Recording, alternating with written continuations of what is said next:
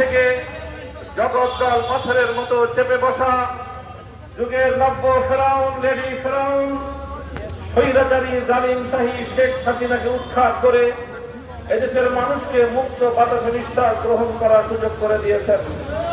আল্লাহুম্মা লাকাল হামদু ওয়া লাকাশ শুকর। আমি শ্রদ্ধা করে স্মরণ করছি আজকের মঞ্চে দাঁড়িয়ে ওই সকল বীর শহীদানদেরকে যাদের রক্তের সিঁড়ি বেয়ে আজ বাংলাদেশ নতুন ভাবে মুক্ত এবং স্বাধীনতা অর্জন করেছে, নতুন ভাবে বাংলাদেশ স্বাধীন হয়েছে।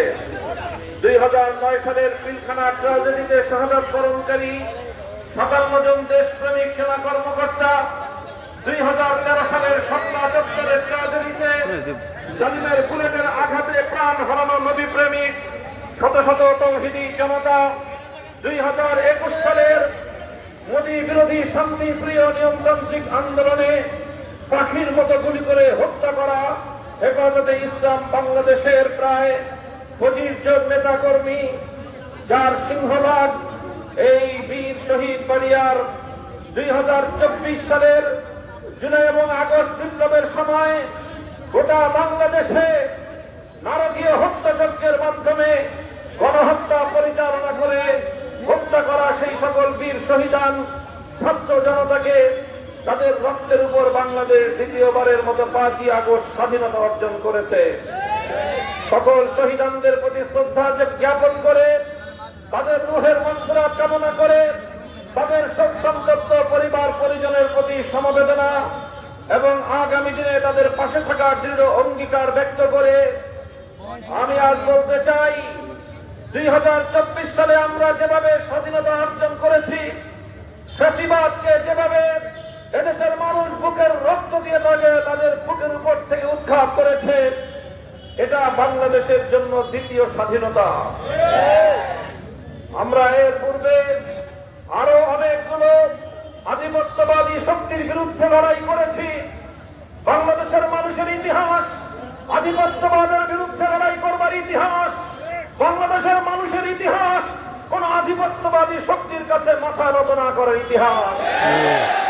আমরা 190 বছর পর্যন্ত সাম্রাজ্যবাদী ব্রিটিশের বিরুদ্ধে লড়াই করেছি, বালাকোটে রক্ত দিয়েছি, সামরিক যুদ্ধে আমরা শাহাদাত বরণ করেছি, সিপাহী বিদ্রোহের মাধ্যমে 1857 সালের সেই রক্তধারা বিপ্লবের মধ্য দিয়ে আজাদীর সংগ্রাম করে করে আমরা ধীরে ধীরে আমাদের এই প্রিয় মাতৃভূমি থেকে সাম্রাজ্যবাদী ব্রিটিশ বেনিয়াদেরকে বিতাড়িত করেছি। আমরা 19 শতকের গোড়ার দিকে পশ্চিমবঙ্গের দাদাবাবুদের আধিপত্যবাদ থেকে মুক্ত করার জন্য ঢাকাকে কেন্দ্র করে পূর্ব বাংলার স্বাধীনতার জন্য, পূর্ব বাংলার বৈষম্যের মুক্তির জন্য আমাদের পূর্বপুরুষরা সংগ্রাম করেছে। সাম্প্রদায়িক উগ্র রবীন্দ্রনাথ ঠাকুরের নেতৃত্বাধীন উগ্র সাম্প্রদায়িক জঙ্গি গোষ্ঠীর জঙ্গিবাদী আন্দোলনের বিরুদ্ধে এই পূর্ববঙ্গের ঢাকার মানুষরা সংগ্রাম করে নিজেদেরকে মুক্ত স্বাধীন করেছে। বাংলার প্রতিটি অঞ্চলে আবার নতুন করে স্লোগান উঠছে, কলকাতা না ঢাকা, দিল্লি না ঢাকা। এদেশের মানুষ বিশ্ববাসীকে দিল্লিকে জানিয়ে দিয়েছে, দিল্লির আধিপত্য বাংলার মানুষ বরদাস্ত করে নাই, করবে না। 1971 সালের 9 মাসের মুক্তি সংগ্রামের মধ্য দিয়ে পশ্চিম পাকিস্তানি স্বৈর শাসকদের বৈষম্য এবং জুলুমের পিঞ্জর থেকে আমরা মুক্তি লাভ করেছি, তাদের গোলামীর জিঞ্জির আমরা ছিন্ন করেছি। এই সকল স্বাধীনতার পর আবার আমার এই স্বাধীন বাংলার মাটিতে এক সাগর রক্ত দিয়ে কেন আমার প্রিয় মাতৃভূমিতে যখন বিদেশি প্রভুদের আশীর্বাদ পুষ্ট ভিন দেশি এজেন্ডা বাস্তবায়ন করবার নীল নকশা নিয়ে ক্ষমতার মসনদ আঁকড়ে থাকা আওয়ামী ফ্যাসিবাদের খল নায়িকা শেখ হাসিনা যখন এদেশের মানুষের বিরুদ্ধে ভারতের পক্ষ হয়ে দিল্লির এজেন্ডা বাস্তবায়নের জন্য যুদ্ধ ঘোষণা করেছে, বুকের রক্ত দিয়ে আমরা সে যুদ্ধ বিজয় অর্জন করেছি। সেই স্বাধীন বাংলার মাটিতে দাঁড়িয়ে আমি আমার দেশবাসীকে সতর্ক করতে চাই, আমি বারবার তাদেরকে সজাগ করে দিতে চাই। আমি বলছি, মনে রাখতে হবে স্বাধীনতা অর্জন করা যতটা কঠিন, স্বাধীনতা অর্জন করা যতটা কঠিন, স্বাধীনতা রক্ষা করা তার চেয়েও বেশি কঠিন। এই তিক্ত অভিজ্ঞতা একবার আমাদের রয়েছে। 1971-এর যে লড়াই ছিল জালিমের বিরুদ্ধে মজলুমের লড়াই, যে লড়াই ছিল অধিকার হারা মানুষের ভাত এবং ভোটের অধিকার প্রতিষ্ঠার লড়াই, সেই লড়াইয়ে 9 মাসের মুক্তি সংগ্রামের মধ্য দিয়ে 1971 সালের 16 ডিসেম্বর বাংলার মানুষ মুক্ত হল। 1947 সালের পর থেকে 52 ভাষা আন্দোলন থেকে শুরু করে 70-এর জাতীয় নির্বাচন, 71-এর মুক্তিযুদ্ধ, দীর্ঘ এই 24 বছরে কোনদিন বাংলার মানুষ ধর্মনিরপেক্ষতা নামক ভারতীয় পতামানের কথা শুনে নাই। কিন্তু দুর্ভাগ্যজনক ভাবে 1971-এ বাংলাদেশ স্বাধীনতা অর্জন করবার পর বাংলাদেশের স্বাধীনতা যুদ্ধে নেতৃত্ব দানকারী শেখ মুজিবুর রহমান সাহেব পাকিস্তানের কারাগার থেকে মুক্তি লাভ করে সোজা চলে গেলেন লন্ডনে।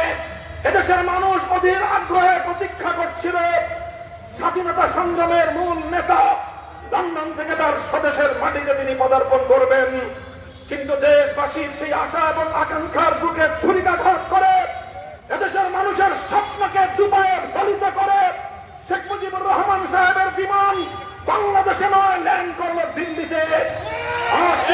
মানুষের কাছে না এসে তিনি গেলেন সর্বপ্রথম ভারতের তৎকালীন প্রধানমন্ত্রী শ্রীমতী ইন্দিরা গান্ধীর কাছে।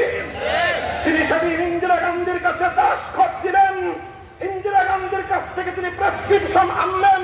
সেই প্রেসক্রিপশনের মাধ্যমে বাংলাদেশের মানুষের শত শত বছরের সংগ্রাম, তাদের ইচ্ছা এবং অভিপ্রায়কে দুপায়ে গলিত করে ভারতীয় সংবিধানের মূল নীতিগুলোকে বাংলাদেশের সংবিধানে বাস্তবায়ন করবার দাসখত দিয়ে বাংলাদেশের স্বাধীনতাকে ভারত মাতার চরম তলে তিনি বলিদান করবেন। এরপরে শুরু হলো আমাদের বঞ্চনার ইতিহাস। এরপরে শুরু হলো 1972 সালে বাংলাদেশের মানুষের সেন্টিমেন্ট এবং তাদের অভিপ্রায় আর ইচ্ছার বিরুদ্ধে একটি ভারতীয় দালালির সংবিধান রচনা করবার কুখ্যাত ইতিহাস।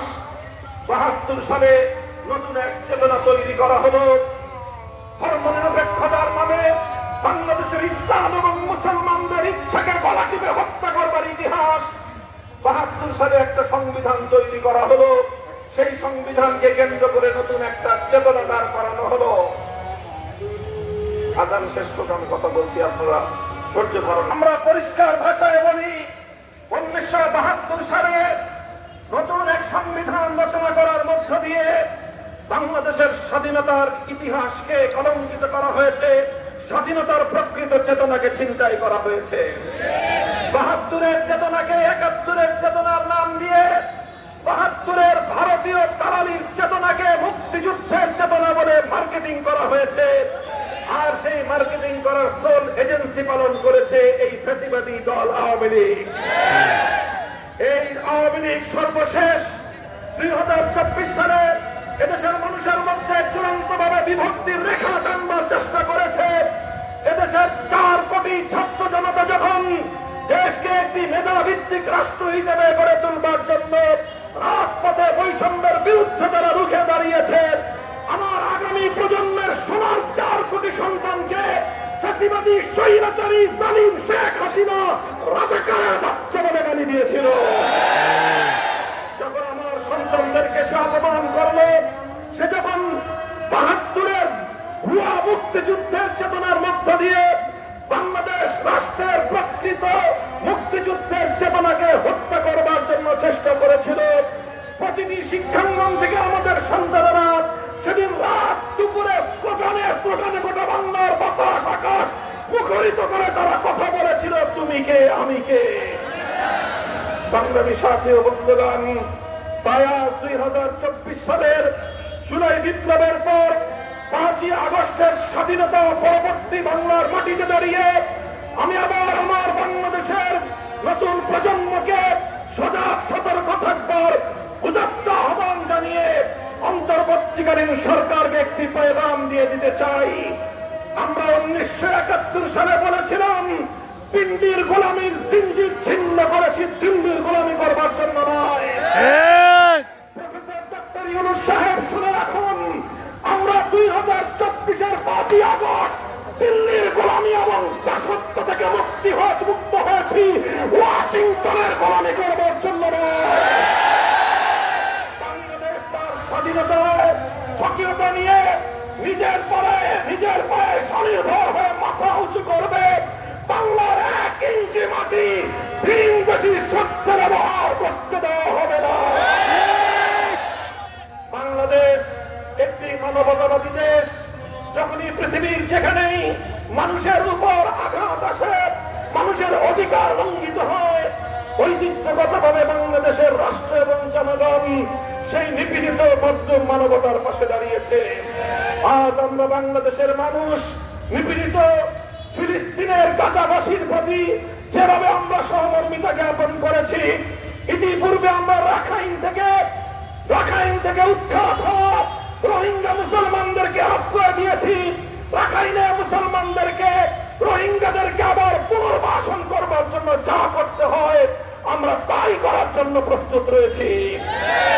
আমরা ডক্টর ইউনূস সাহেবকে বলতে চাই, আপনি আন্তর্জাতিক ব্যক্তিত্ব, বিশ্ব পরিমণ্ডলে আপনার একটি গ্রহণযোগ্যতা রয়েছে।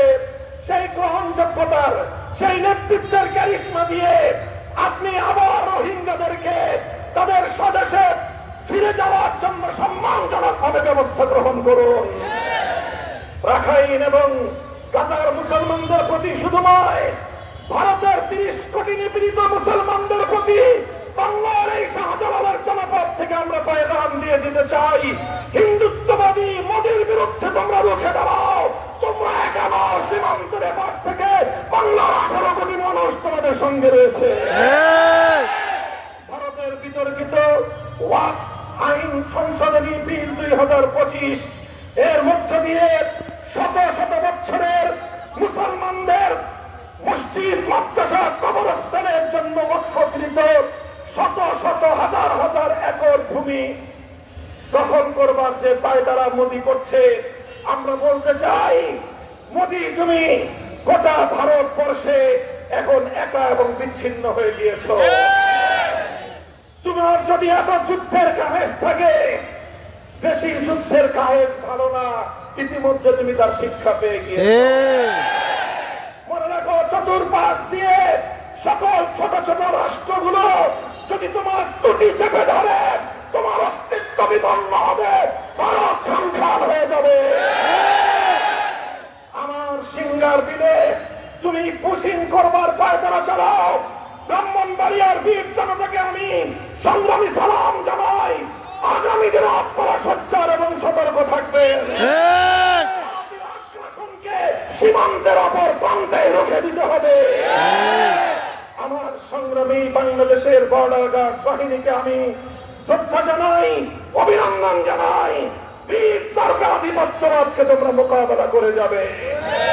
সংগ্রামী সাথী ও বন্ধুগণ, আমরা পরিষ্কার ভাষায় বলতে চাই, বাংলাদেশে ওলামায়ে কেরাম, ইসলামপন্থী, হেফাজতে ইসলাম, বাংলাদেশ খেলাফত মজলিস সহ ইসলামী সংগঠনগুলো নারীর ন্যায্য অধিকার বাস্তবায়নের জন্য মাঠে নামছে।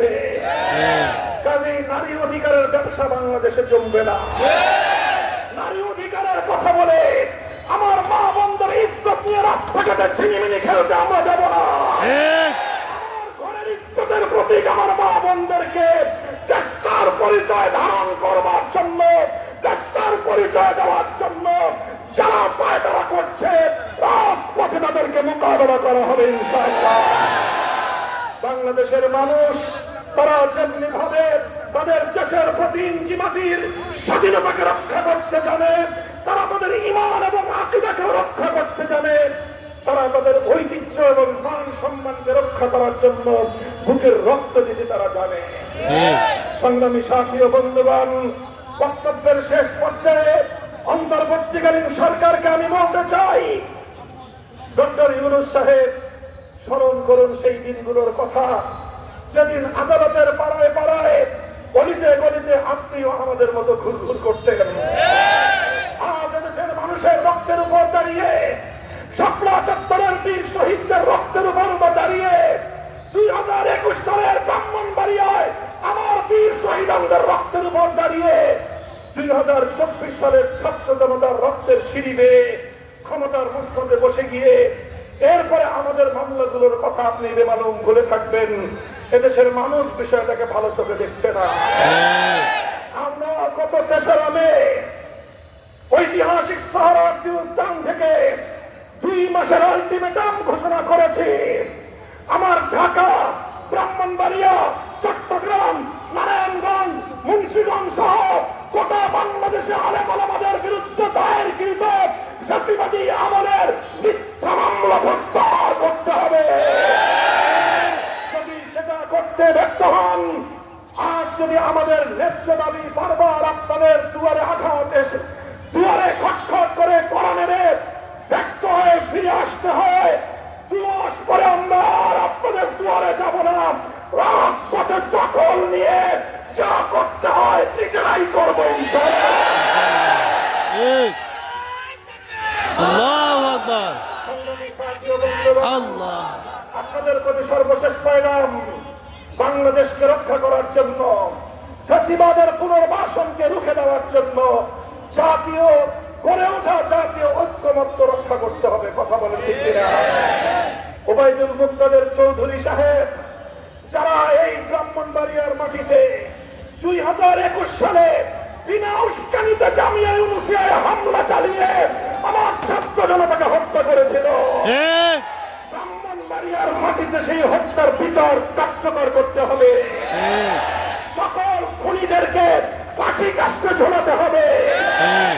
এই সকল খুন, গুম, হত্যাকাণ্ডের বিচার কার্যের দৃশ্যমান অগ্রগতি ছাড়া বাংলাদেশে নির্বাচনী পরিবেশ সৃষ্টি হবে না। সংগ্রামী সাথী ও বন্ধুগণ, প্রতিটি উপজেলায়, থানায়, ওয়ার্ডে, ইউনিয়নে আল্লাহর জমিনে আল্লাহ দেওয়া বন্দোবস্ত, রাজনৈতিক ব্যবস্থা, খেলাফতের ব্যবস্থা বাস্তবায়ন করবার জন্য বাংলাদেশ খেলাফত মজলিস আপনাদেরকে উদাত্ত আহ্বান জানাচ্ছে। আপনারা বাংলাদেশ খেলাফত মজলিস এবং তার সহযোগী সংগঠন বাংলাদেশ খেলাফত যুব মজলিস, বাংলাদেশ খেলাফত শ্রমিক মজলিস, বাংলাদেশ খেলাফত ছাত্র মজলিসের পতাকা দলে সামিল হওয়ার জন্য প্রতিটি পাড়ায় পাড়ায় আপনারা দুর্বার গতিতে কার্যক্রম পরিচালনা করবেন তো ইনশাআল্লাহ। আগামী নির্বাচনে আমরা দেশ প্রেমিক একটি ঐতিহাসিক মহা ঐক্যের মঞ্চ তৈরি করে সকল আধিপত্যবাদী শক্তির মোকাবেলায়, ফ্যাসিবাদ এবং তার দোসরদের মোকাবেলায় নির্বাচনী মাঠে যদি আমরা অবতীর্ণ হই, আপনারা রিক্সা প্রতীককে সমর্থন জানাবেন তো ইনশাআল্লাহ। ইনশাআল্লাহ। আমরা অভিন্ন ব্যালট বাক্স দেব ইনশাআল্লাহ। অভিন্ন ব্যালট বাক্সের মাধ্যমে দেশ প্রেমিক মহা ঐক্য বৌদ্ধ শক্তি আগামীর বাংলাদেশ শাসন করবে ইনশাআল্লাহ। এই জন্য